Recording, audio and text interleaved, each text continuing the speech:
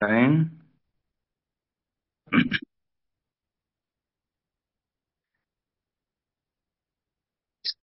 श्रद्धे स्वामी जी महाराज के श्री चरणों में, श्रद्धे सेठ जी के श्री चरणों में सभी साधक साधिकाओं के तरफ से हार्दिक प्रणाम। सभी सत्संग प्रेमी भाई बहनों को सप्रेम हरिस्मरण।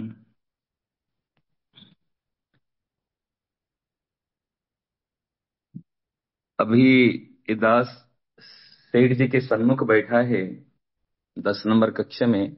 1 नंबर में प्रार्थना अभी 3 दिन के लिए शिफ्ट हुए हैं। 1 नंबर में प्रार्थना हो रही है। यज्ञोपवीत संस्कार के कारण लगभग 500 से ऊपर इस बार पहली बार हमारे बटुक जो है यज्ञोपवीत संस्कार के लिए आए हैं।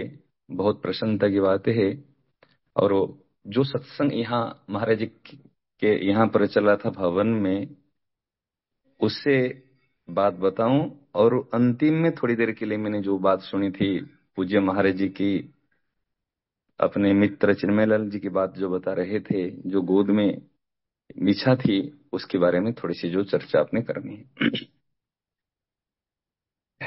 नारायण नारायण नारायण नारायण नारायण नारायण नारायण नारायण। प्रकरण की सार बात यह है, बस महाराज जी ने आज जो बात बताई कि स्वतः स्वाभाविक हमारे अंदर में वो शक्ति, वो सामर्थ्य भगवान ने दी है। स्वतः स्वाभाविक हमारे पास में है, भगवान ने दी है। और हमारे पास में स्वतः स्वाभाविक वो शक्ति, सामर्थ्य, योग्यता है। तो वो शक्ति, सामर्थ्य, योग्यता का सदुपयोग करना। सदुपयोग करना क्या है? जीवन में मानना है तो केवल भगवान को ही मानना है, और जानना है तो अपने आप को जानना है, और करना है तो केवल दूसरों की सेवा करनी है। स्वीकार करने में एक बात है, केवल केवल वो मेरे अपने हैं। भगवान ने अपनी तरफ से, भगवान ने अपनी तरफ से सबको अपना मान के रखा है, स्वीकार के करके रखा है। सब मम प्रिय, सब मम उपजाए। केवल हमको उनको स्वीकार करना है, इतनी सी बात है। और हमको स्वयं को करना है। हम स्वयं स्वीकार कर नहीं पाते, इसलिए ध्यान देना, हम स्वयं स्वीकार कर नहीं पाते, इसलिए हमको सत्संग भगवान ने दिया है। कहते हैं महाराज जी, कहते हैं ना, लाद दे लदवा दे और लदाने वाले साथ दे। तो ऐसे भगवान की बड़ी असीम कृपा है, ऐसे भगवान की बड़ी असीम कृपा है, जिन्होंने हमको इस प्रकार मौका दी है, इस प्रकार अवसर दिया है। ये केवल तुम मुझे अपना स्वीकार कर लो। हम कहेंगे स्वीकार करना तो कठिन है। यदि हमको स्वीकार करना कठिन है तो फिर हम दूसरे को कैसे मानते हैं, दूसरे को कैसे स्वीकार करते हैं? हमारे अंदर में जो स्वीकार करने की, मानने की जो शक्ति है, उस शक्ति को हमने सही जगह पर नहीं लगा रहे। उस शक्ति का हमने दुरुपयोग कर लिया। इसलिए हमको सत्संग की आवश्यकता है, इसीलिए संतों की आवश्यकता है, सदग्रंथों की आवश्यकता है, सदग्रंथों की आवश्यकता है। ये केवल इस शक्ति का सदुपयोग करने के लिए। सत्संग क्या है और कुसंग क्या है? सदुपयोग का नाम ही सत्संग है और दुरुपयोग का नाम ही कुसंग है। इतनी सी डेफिनेशन है, संज्ञा है। केवल सदुपयोग।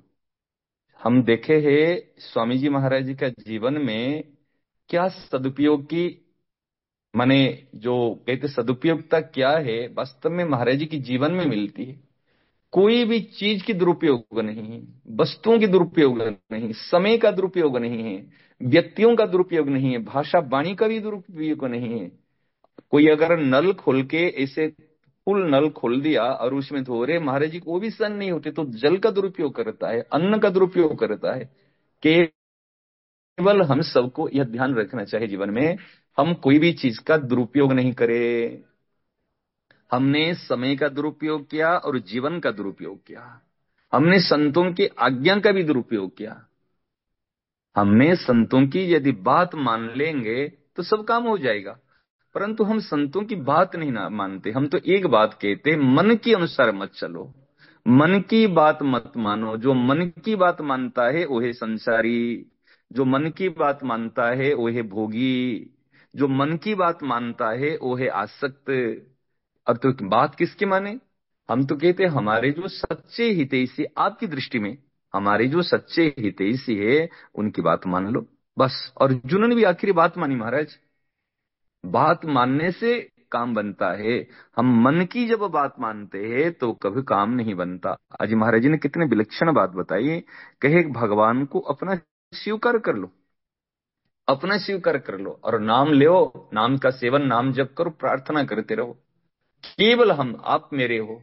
ये जो आत्मीयता है, आपको क्या बताएं। हमने अनेक संतों का माने प्रवचन की, अनेक संतों की ग्रंथ अवलोकन करने का मिला। पहले से बहुत सारे संप्रदायों के माने ऋषिकों का ग्रंथों का अध्ययन और मनन चिंतन करने का मिला। गीता जी की तो 30 टीकाएं हमने देखी। अब बताएं, मेरे पास अभी तक है। लेकिन सब टीकाओं के देखने के बाद में साधक संजीवनी जो विलक्षणता है, साधक संजीवनी में जो विलक्षणता है वो कहीं पर भी नहीं है। क्योंकि महाराज जी की जो बात है आत्मीयता को लेकर के, सब श्रद्धेय स्वामी जी महाराज जी की जो बात है आत्मीयता, केवल भगवान को अपना स्वीकार कर लो। आत्मीयता ही प्रियता की जननी है। वो मुझे मीठे लगे, वो मुझे प्यारे लगे, वो मुझे अच्छे लगे, वो आत्मीयता केवल मेरे है। हम कहेंगे हम तो भगवान को मेरा मानते ही हैं। यदि मैं आपसे पूछूं तो हमारी जो भगवान में अपनापन है वो कितने नंबर में अपनापन है पड़ा है? कितने नंबर में? भगवान कहते ऐसे नहीं, अनन्य चेता सततम अनन्य चिंतन तो माम माम एकम शरणम ब्रज। ये एक कंडीशन है, ये भगवान की ये कंडीशन है, शर्त है, ऐसे नहीं चलेगा। ये कितने नंबर में हो? तो ये जो वास्तव में आत्मीयता है ये प्रियता की जननी है। आत्मीयता ही प्रियता की जननी है। तो सबसे मेरी ये बात कहनी है, वास्तव में भगवान ने जो हमको शक्ति दी है, जो सामर्थ्य दी है, जो समय दिया है, इसका हमको सदुपयोग करना है। और केवल केवल महाराज ये जो जीवन मिला है ये दो ही काम के लिए महाराज जी कहते हैं। एक भगवान का भजन करने के लिए और एक वास्तव में सेवा करने के लिए। भजन का डेफिनेशन क्या है? भजन किसको कहते हैं? भजन मीन्स आवश्यकता। हमारे जीवन में हमने किसकी आवश्यकता का अनुभव करते हैं? और आवश्यकता एक की होती है और चाहनाएं अनेकों की होती है। ध्यान देना, आवश्यकता जीवन में एक की होती है और इच्छाएं चाहनाएं अनेकों की होती है। जो अनेकों की होती है उसको छोड़ना है और जो एक की होती है और उसको हमको पकड़ना है। महाराज जी ने अभी जो एक बात बताए कि देखो, उनके मित्र चिन्मयलाल जी के मन में जो वहां सत्संग चला था, इच्छा थी कि मैं आपकी गोद में मरूं, आपकी गोद में मरूं। देखो, तो अंतर्यामी तो नहीं थे, लेकिन क्या देखो भगवान की बड़ी विशेषता है, भक्तों की मुख से कोई बात अगर निकलती है उसको सत्य कर लेते हैं। भक्तमाल में महाराज जी बात आई है, चार युग चतुर्भुज सदा भक्त गिरा सांचीकरण। चार युग में हमारे भगवान भक्तों की बात को सच्ची कर लेते हैं। भुवन सिंह चौहान थे महाराज जी, उन्होंने ऐसे चरित्र तो ऐसे, उन्होंने राजा ने एक बार उनकी परीक्षा ली। उन्होंने जो एक गर्भिणी हिरण को मार दिए थे, तो उसी के बाद में उनका वैराग्य उत्पन्न हुआ जो कहे मैं इतने बड़ा काम मैंने काम किया मेरे मैंने दूसरे को राजा को प्रसन्न करने के लिए, आज के बाद में मैं तलवार नहीं रखूं। तो उन्होंने लकड़ी की तलवार रखी। तो लोगों ने उनको जो साथ में थे कहे इनको सूरवीर मानते हैं, बड़े योद्धा मानते हैं, तो लकड़ी की काठ की तलवार है।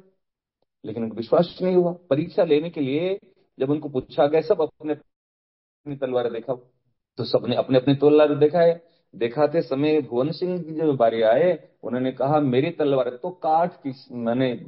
और उस समय में काट के होते होते वो मेरे तलवार तो दार की, मैंने लकड़ी की थी, मेरे तलवार तो सार की। महाराज जी उस समय बात निकली सार की, और तलवार निकली बिल्कुल चमका, मैंने चमकते हुए, और बिल्कुल ऐसे तलवार जी सबके आंख माने ऐसे हो गए। तो यूं देखा ये क्या बात है। तो कहे भगवान ने ये बात को सत्य कर लिया, जैसे सार की निकली अब ऐसे भगवान ने साथ कर लिए। ऐसे प्रहलाद जी के जीवन में बात आई, सत्यम विधातुम निजभृत्य भाषितम। भगवान ने क्यों प्रकट हुए, दो कारण से, एक तो भक्तों की, प्रहलाद जी की और सनकादिक की बात को सत्य करने के लिए, और सर्व जगह पर व्यापकता का अनुभव कराने के लिए, ये मैं सब जगह में हूं, तो इसलिए भगवान प्रकट हुए। ऐसी जो सेठ महाराज जी की गोद में जो शरीर जाने की बात थी, ये मैं तो गोद में छोड़ू, और गुड़ा तो देवो, और वो हाथ उस समय धो रहे थे, गुड़ा तो दो, और उसी समय देखो क्या, एक महाराज जी की मेरे से उम्र से छोटी है, लेकिन जो बात थी सत्य संकल्प है, शिव संकल्प मस्तु। हमारे अंदर में यदि संतों के प्रति, भगवान के प्रति ऐसी निष्ठा हो जाए, ऐसी भावना हो जाए, महाराज सब काम हो जाएगा। तो हमको तो इतनी सी सार बात कहनी है, बस हम कभी इस मार्ग में चलते समय कभी निराश नहीं होना है।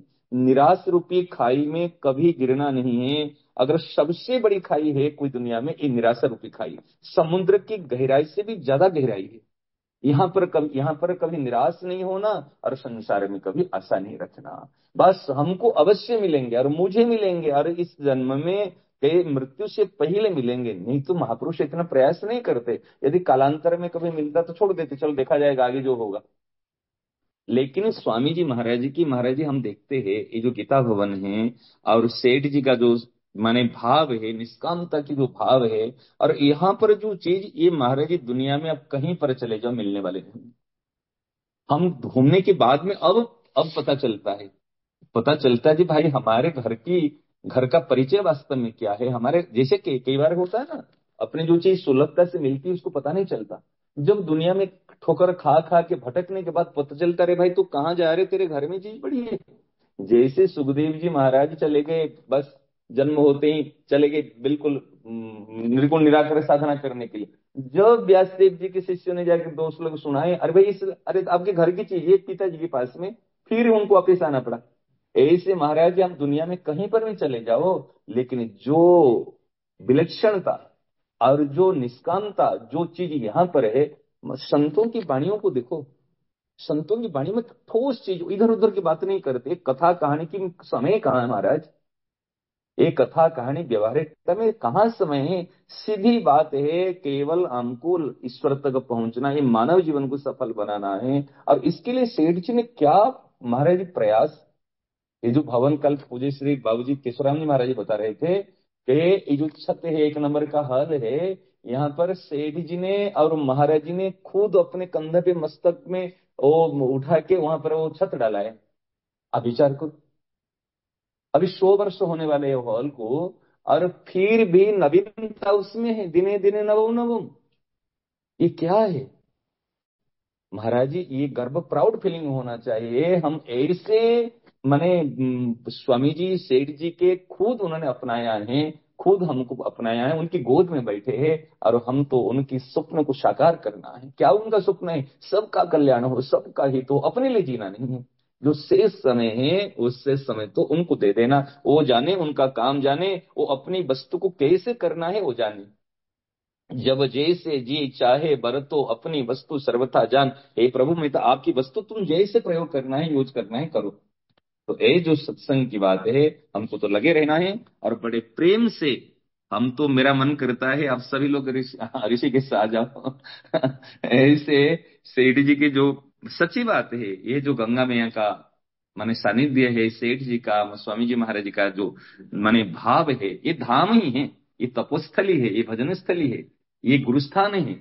हम तो कहते हैं यहाँ पर तो गुलाब का नहीं देखना, मान सम्मान नहीं देखना, कैसे भी हो यहाँ तो अपने आ करके भाई करना, बात तो कृपा से मिल रही है, इसको हमको स्वीकार करना है। नारायण नारायण नारायण नारायण नारायण।